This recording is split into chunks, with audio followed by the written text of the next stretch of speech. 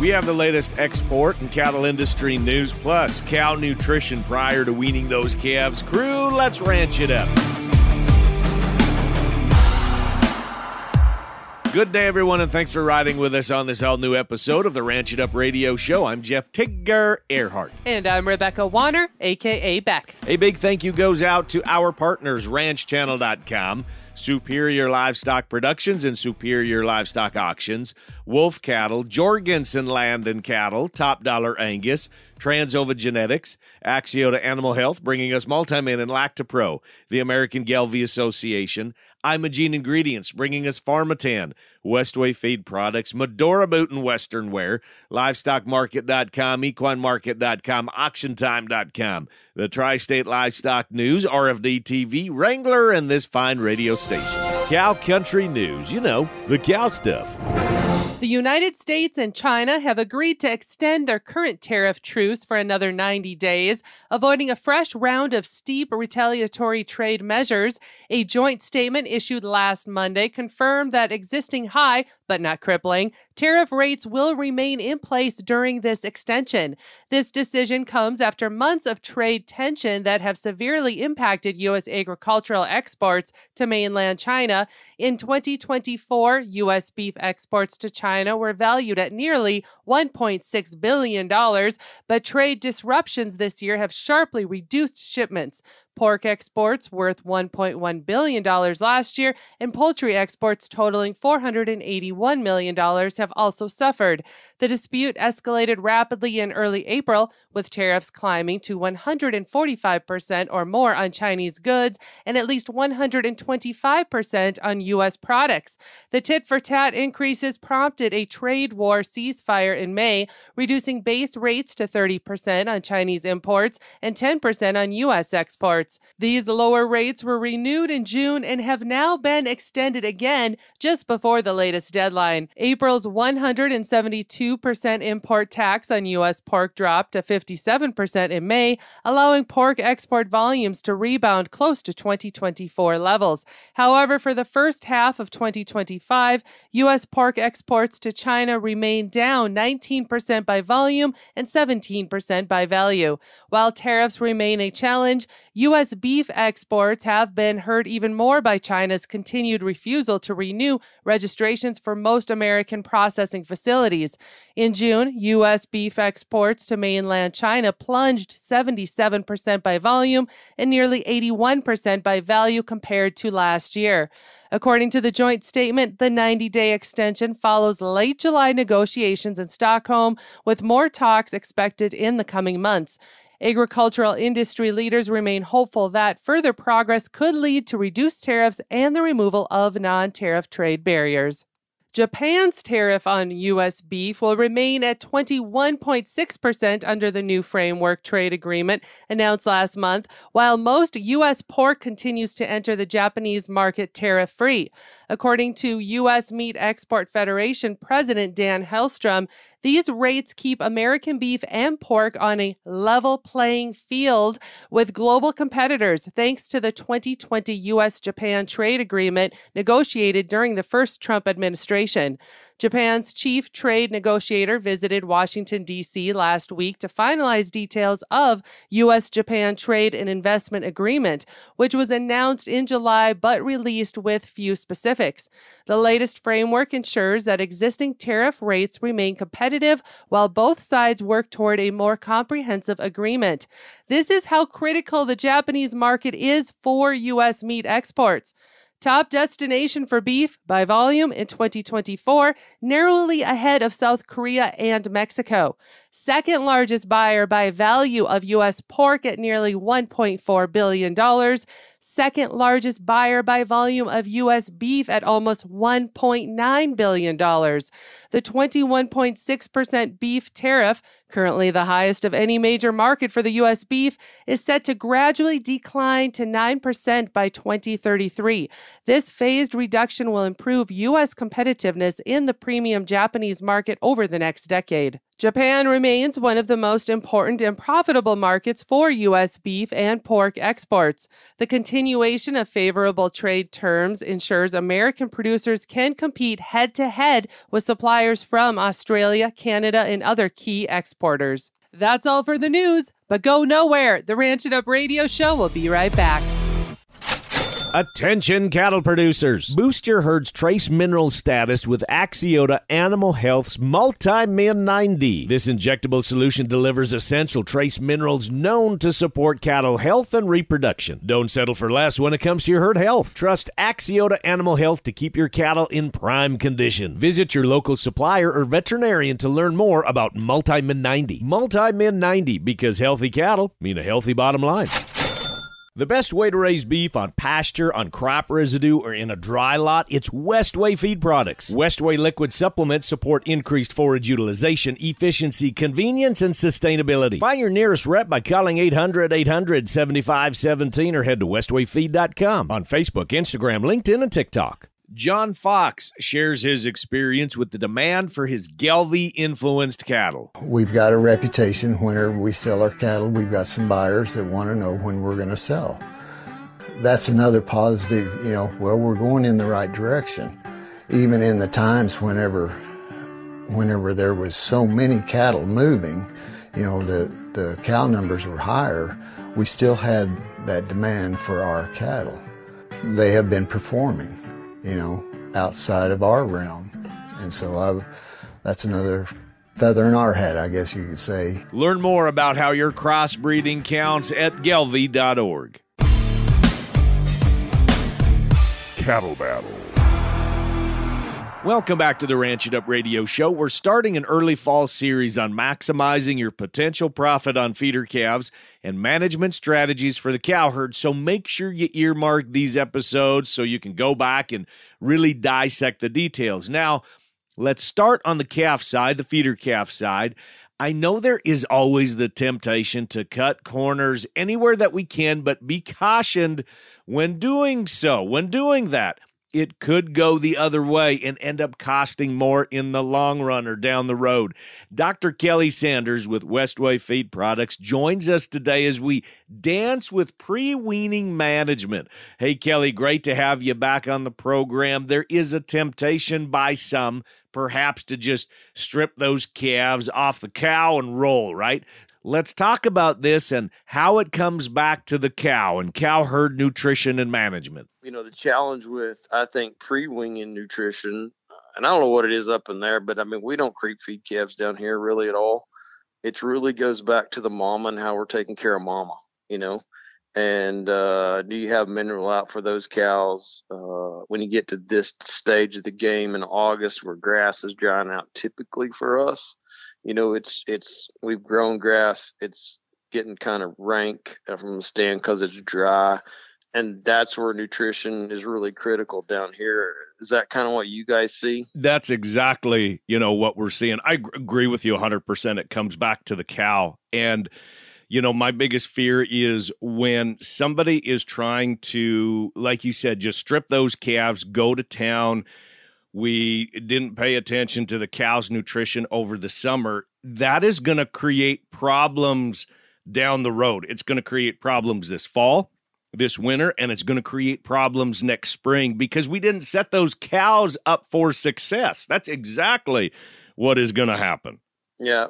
Plus, you got to remember that calf, he starts out and his immunity is going to be pretty high. And then, when they hit probably 250, 300, they start losing a lot of that passive immunity because it's already gone. And by the time they hit 556, they're on their own. And if we don't vaccinate them, we don't take care of them, then we don't have, those calves don't have the tools, immunity wise, nutrition wise, to support, any type of challenge that they have. So if you go back to the last drought, whenever calves were still high then, you still had guys that were doing the same thing. And I remember the one particular, I think it was 11 in the middle of that thing. The calves that fall were a wreck everywhere. I had a ton of nutritionists that were consulting, they'd bring all these calves in and I knew back then just from our sales of mineral that it was really low. And that's what everybody did. They quit feeding mineral because it's, $35, $40, $50 a bag. Let's not spend our money on that. And it showed up that fall. I mean, there were calf wrecks everywhere, and everybody was complaining. And I contributed just going back to that whole pre-calf nutrition, taking care of mama, taking care of calf, especially on the mineral side, things of that nature. And most of those guys didn't want to feed, like a tub or a liquid or a cube during that late summer where this grass gets rough and milk production drops off in cows whenever you do that.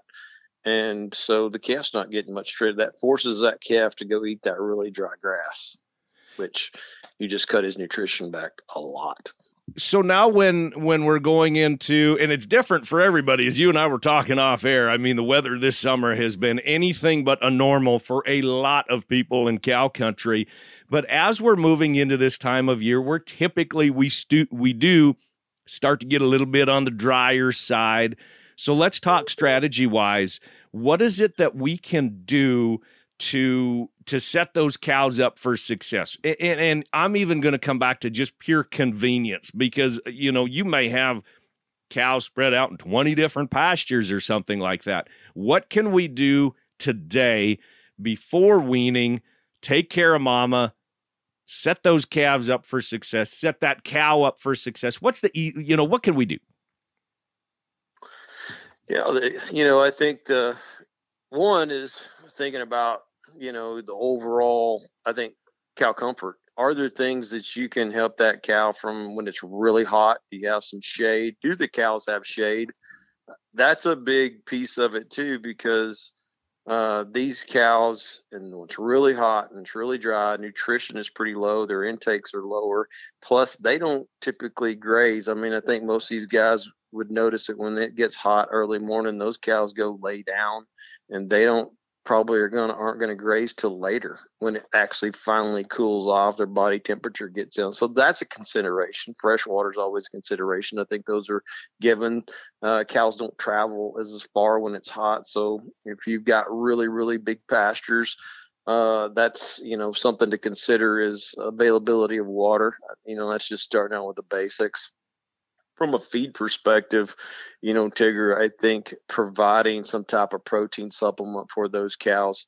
Down here, I would tell you it's probably mid-July, and I don't think it's that much different from you guys either, because that's somewhere about middle of July, and it's typically where, I think it's the summer solstice area where daylight and we're starting to actually reduce our day length and things of that nature.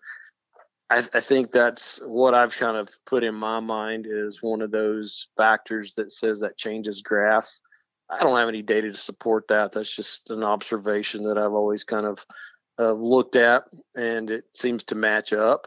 But it's because it's pretty similar across most of the country. But that's whenever protein drops out of the grass. And then as we get further into August and it stays dry and dries up, then, that grass is more mature. So now we're short a little bit of energy and protein a lot of times as well. So being able to provide those nutrients to that cow from that time on, a lot of times it's going to support milk production, because that's the first thing that's going to drop. When you start shorting that cow energy or protein there, you're going to reduce milk production. And if you reduce milk production in a cow, when those calves, they're bigger right now, and let's say their diet is kind of a 60-40 diet, that's still 60% forage, 40%, milk production out of that cow. But now you're forcing it to a 80-20 or something like that, because that cow's not milking. That calf has to go graze grass. And the other thing to remember on those calves, especially if they're kind of 4 weights and you're in that situation, those little boogers, rumens aren't big enough yet. They normally have to be 5 to 6 weights before they can really start eating a whole lot more grass. That, and you wonder, why is that the case? Well, it's very evident. What do guys buy? What size calves do people buy when they're going to grass? At least a 5 weight, right? For summer grass. And it's for that basic reason. They finally have gotten big enough that they can eat enough to actually support them, from a nutritional perspective. So those little 4 weight calves is what I'm trying to say is those little 4-weight calves, they get hammered really, really hard because they're still dependent on mama's milk. And now you're forcing them to go eat a bunch of crappy grass or doesn't have all the nutrients they need in order to support themselves and keep that kind of 1/8, 2-pound gain where they're going to stay, nutritionally sound and performance is going to continue. So you start limiting all that by forcing them on dry grass, and it all goes back to feeding the mama, right? And so, and as I talked earlier, from a good mineral program, that's the next one. I don't care if it's a dry mineral, as long as they're eating it is the most important thing. We make liquid feed that's got, good mineral packages in it. There's lots of mineral tubs and things of that nature out there that have good mineral packages. And so having something like that, so when you wean those calves or when those calves go somewhere, they've had the protein, they've had the energy, and they have enough mineral in their system. So now they have all the tools when they have a challenge or they get vaccinated, they can respond correctly. And so thinking about that whole process, I think is really important to pre-wean nutrition on a cow and a calf. That sets those calves up for success. If not, you get cases like you did back in 11 where calves are just compromised and they have health wrecks. And man, today, if you had to buy a set of calves and you bought a bunch of little 5-weights that brought $1,500 to $2,000, and now you got 20% deads in them, that's a boatload of cash.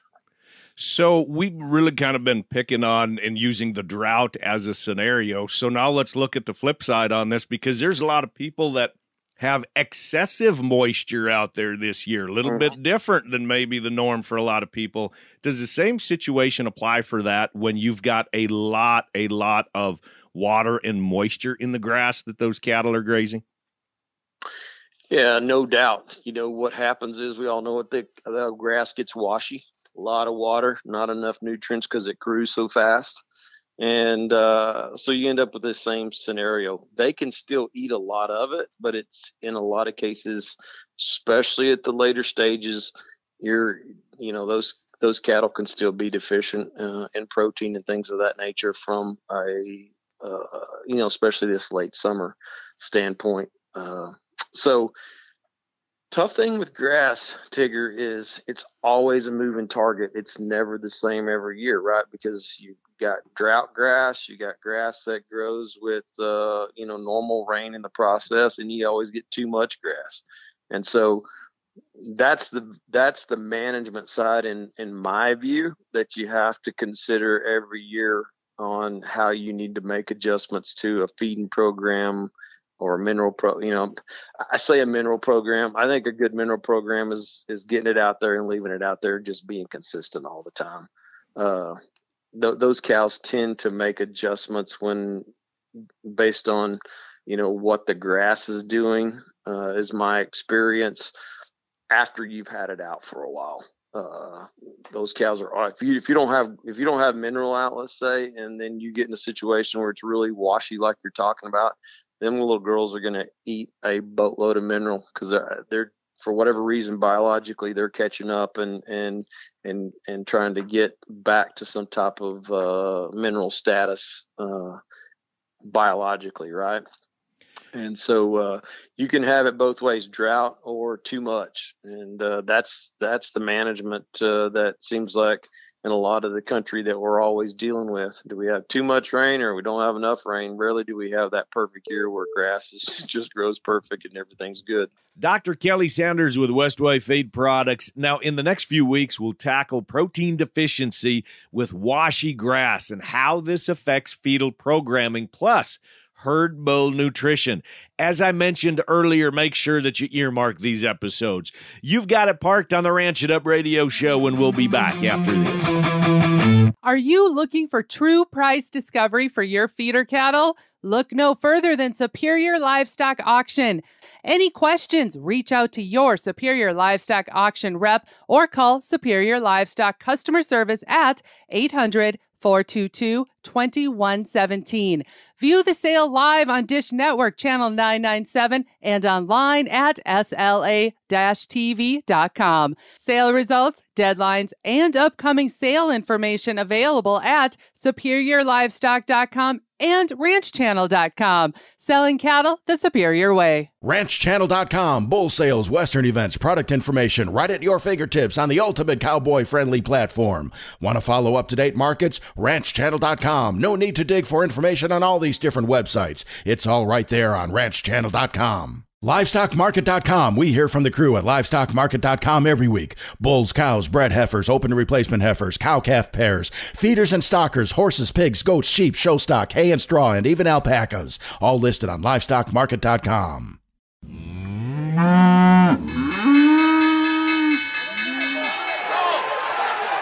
Welcome back, everyone, to the Ranch It Up radio show. That time in the program, we check in with Kirk Donsbach, StoneX Financial Incorporated, recap of the markets from last week. So, Kirk, what do you got for us for numbers, buddy? Well, good morning, Tigger, and all your listeners out there. As of Friday, August 8th, October feeder futures closed the week at $339.22.5. That's up $7.67.5 on the week. And I want our listeners to ponder this for a minute. That's after a limit down close on Friday. So over $9 down on Friday, and we were still over $7 higher on the week. That just goes to show how much volatility is in the feeder market right now. The CME feeder index was up $1.32 on the week at 337.21, leaving the basis versus August futures at negative $2.19. October live cattle closed the week at 225.95. That's up $2.42.5 on the week. Same concept as feeders, with a big move lower on Friday. Cash traded 237 early, but with a collapsing board, closed the week at 235. North traded 245 and then 242 late. The 5-area weighted average was down $2.78 at 239.29, leaving the basis versus August futures at a positive $6.04. Choice boxes were up $15.62. Finally, some good movement in box trade, closing the week at 378.84. The weekly slaughter was 536,000 head. That's 1,000 head above last week and 53,000 head below the same week last year. Dressed weights remained at 865 pounds, which is 16 pounds more than this week last year. The combination left yearly production 0.1% lower at 3.6% less than this time last year. To wrap this up, September corn closed the week at 383 1/4. That's down 6.5 on the week. The weakness continues on the corn charts as we move towards the seasonal August low. There is a USDA report this coming Tuesday. Now, Kirk, the big discussion last weekend was on Friday when feeders were down $9, but you said they closed out last week $7 higher, and you said, there you go, there's volatility in the feeder cattle market. So, number one, why is there that volatility in the feeder cattle market? And then number two, what does that mean going forward? The simple answer to why is, I think, simply because how high we are. And anytime you get this high, obviously it's a lot farther to fall, right? So that adds volatility in itself. It's also very scary to do anything when the market's moving $5, $6 day after day higher against a possible short position you put on. And then everybody does know that when the break comes, it's going to be violent and very, very aggressive. What no one knows is if this was the break. I guess time will tell us as we go. As far as what does this mean going forward, I would say it means that a top is getting closer than we may like to accept, maybe not in price, but in time. And I say that if you think of a wheel bearing, and the faster we go and the wobble starts getting more violent, we know the wheel's coming off. We don't know when, we don't know how much further we can drive with that bad wheel bearing, but we know it's going to break and fail. And this very, very high volatility is very similar to that. We don't know how much higher this market can go, but it has a violent vibration to it right now. It's the cow-calf producers' time to shine. Hey, I'm Shay Wanner, and I host the Casual Cattle Conversations podcast. Marty Ropp shared how technology like Right Bull is making it easier than ever before for cow-calf producers to confidently and accurately select the best bulls for their operation. Here's a small portion of our conversation. But one of the first risks that you can have is to select what you think is a great bull, what you think is the right bull, or what your seed stock provider says, this bull's a great bull, and not really have any definition for that.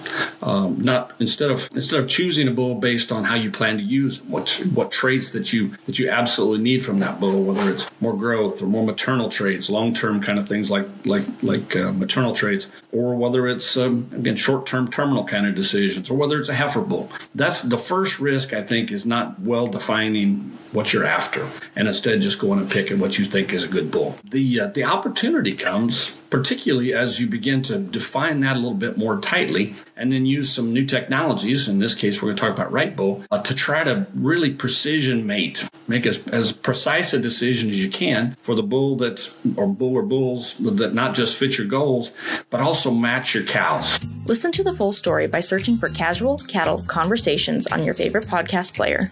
Happy ranching, folks. And now that's going to wrap it up for today. A big thanks goes out to our crew, Dr. Kelly Sanders with Westway Feed Products, Kirk Donsbach, StoneX Financial Incorporated, Shay Wanner, Casual Cattle Conversations, and the boss lady, Rebecca Wanner, AKA BEC. A big thank you to our partners, ranchchannel.com. Be sure to be checking out the sale reports for all of the Superior Livestock auctions, top dollar Angus certified feeder cattle for sale, and upcoming production sales on ranchchannel.com. Superior Livestock Auction, Wolf Cattle, Jorgensen Land and Cattle, Transova Genetics, Top Dollar Angus, Axiota Animal Health, bringing us Multimin and Lactopro, the American Galvy Association, Imogene Ingredients, Pharmatan, Westway Feed Products, Medora Boot and Western Wear, LivestockMarket.com, EquineMarket.com, AuctionTime.com, the Tri-State Livestock News, RFD TV, Wrangler, and this fine radio station. And crew, so glad y'all came with us one more time as we ranch it up. Be sure to follow and like us on Facebook at Ranch It Up Show. Our email is ranchitupshow@gmail.com. You can call and text 24/7. That phone number is 707-RANCH-20. That's 707-726-2420. Spread the good word and join us again next week where it's always Tigger and BEC approved. Stay ranchy and ranch it up.